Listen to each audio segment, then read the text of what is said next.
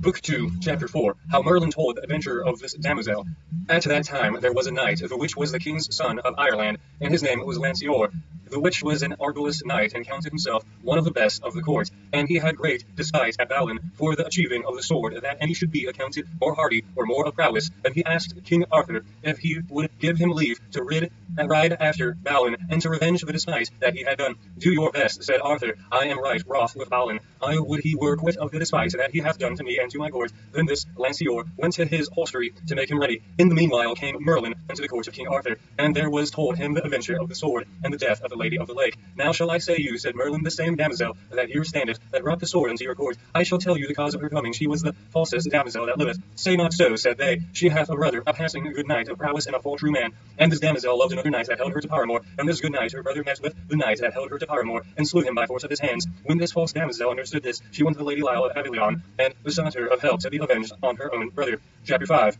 How Balin was pursued by Sir Launcelot, knight of Ireland, and how he jousted and slew him. And so this Lady Lyle of Avalon took her this sword that she brought with her, and told there should no man pull it out of the sheath, but if he be one of the best knights of this realm, and he should be hard and full of prowess, and with that sword he should slay her brother. This was the cause that the damosel came into this court. I know it as well as ye. Would God she had not come into this court, but she came never in fellowship of worship to do good, but always great harm, and that knight that hath achieved the sword shall be destroyed by that sword, for the which will be great damage. For there liveth not a knight of more prowess than he is, and he shall do unto you, my lord Arthur, great honour and kindness, as it is great pity that he shall not endure but a while. For of his strength and hardiness I know not this match living. So the knight of Ireland armed him at all points, and dressed his shield on his shoulder, and mounted on horseback, then took his spear in his hand, and rode after a great pace, as much as he horse might go. And within a little space, on a mountain, he had sight of Balin, and with loud voice he cried, Abide, knight, for ye shall abide whether ye will or nill, and the field that is tofore you shall not help. But when Balin heard the noise, he turned his horse fiercely, and said, Fair knight, what will ye with me? Will ye joust with me? Yea, said the Irish knight, therefore come I after you. Her adventure, said Balin.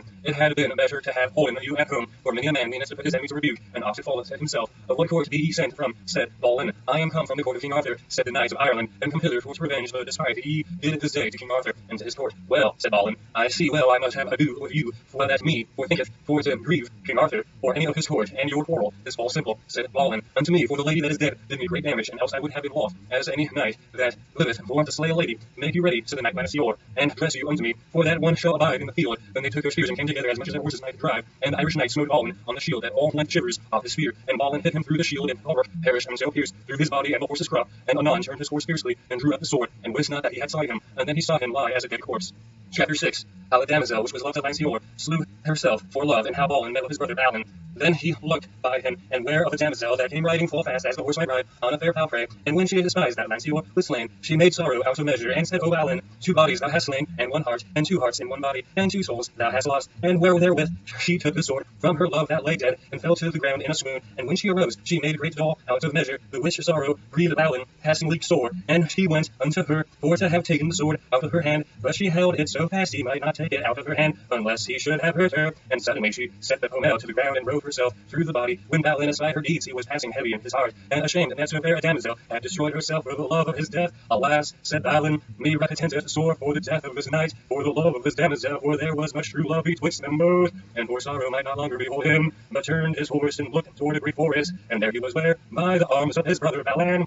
And when they were met, they put off their helms and kissed together, and wept for joy and pity. Then Balan said, I little ween to have met with you at this under adventure. I am right glad of your deliverance, out of your dolorous imprisonment. For a man told me in the castle of 4 stones that you were delivered, and that man had seen you in the court of King Arthur. And therefore I came hither into this country, for here I suppose to find you. Anon the knight Balin told his brother of his adventure, of the sword and to the death of the Lady of the Lake, and how King Arthur was displeased with him. Wherefore he went his knight after me that lieth here dead, and the death of the damosel grieveth me sore. So doth it me, said Balan, but he must be that adventure that God will ordain you. Truly, said Balin, I am right heavy that my lord Arthur is displeased with me, for he is the most worshipful knight that reigneth there on earth, and his love will like it, or else will I put my life in adventure. For the King Rience lieth at a siege at the castle Terraville. Thither will we dart in all haste, to prove our worship and prowess upon him. I will well, said Balan, that we do, and we will help each other as brethren ought to do. Chapter 7. How a dwarf reproved Balin for the death of Lanceor, and how King Mark of Cornwall found them, and made a tomb over them.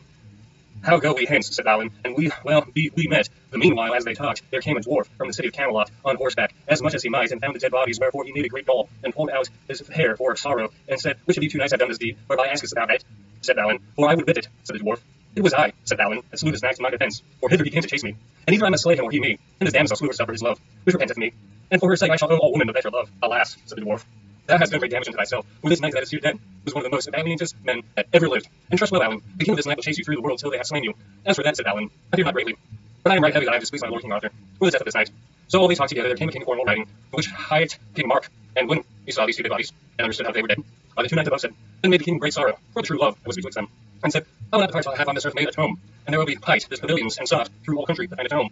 And in a church I found them, and was fair and rich, and then the king put them both in the earth, and put the tomb upon them, and wrote the names of them both on the tomb. How here lieth Lanceor, the king's son of Ireland, that all his own requests was slain by the hands of Balin, and how his lady Colombo and paramour slew herself with her love sword for dole and sorrow.